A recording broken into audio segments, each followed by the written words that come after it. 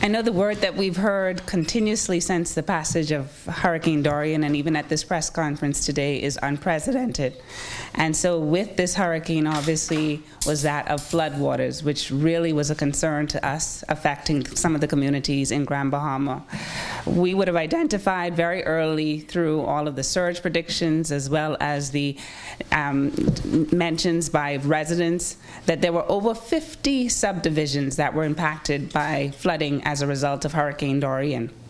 And so we set out very quickly, working hand in hand with the power company and our own team, just to find out, where these homes were, how they were impacted. And so I can say today that we've had over 4,000 permits that would have been rendered, with about 1,500 persons being impacted severely, and we consider severely with over 12 inches of water within their homes. And so that was the starting game for us. And so one of the things, obviously, with flooding is the concern for that saltwater intrusion on electrical elements as well as structural elements. But as we now ramp into phase 2, the second concern is for us is that of mold. And so that's a phase that we're really concerned with. And so we've been working with a local nonprofit organization who's locally here now from the US by the name of SBP, just to educate persons, to educate contractors, residents on the importance of mold remediation. And so we've coined the phrase remove, remediate, and then restore. To these buildings, because it's so important. And so I don't want our residents or business owners or landlords to take this issue of mold lightly, because it is indeed a serious one. And so that effort will be ramped up more, and you'll hear more about it as we work even in consultation with agencies such as the Ministry of Works and NEMA to spread this message of the importance of mold remediation.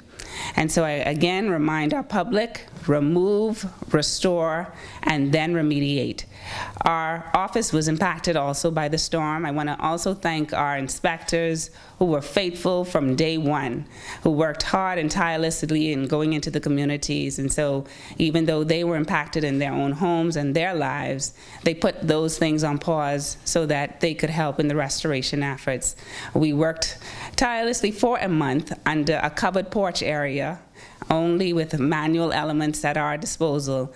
And so we're happy to say that as of Tuesday, October 15th, we will resume our normal business operation hours at the Building and Development Services Department, where we will be able to accept all the developmental plans for any alterations, redevelopments.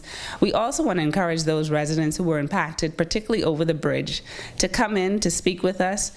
We want to help you understand what the next step is for you, and for us to also understand we are in this together. And so we believe that we can help in this restoration period and rebuilding and recovering period. Thank you.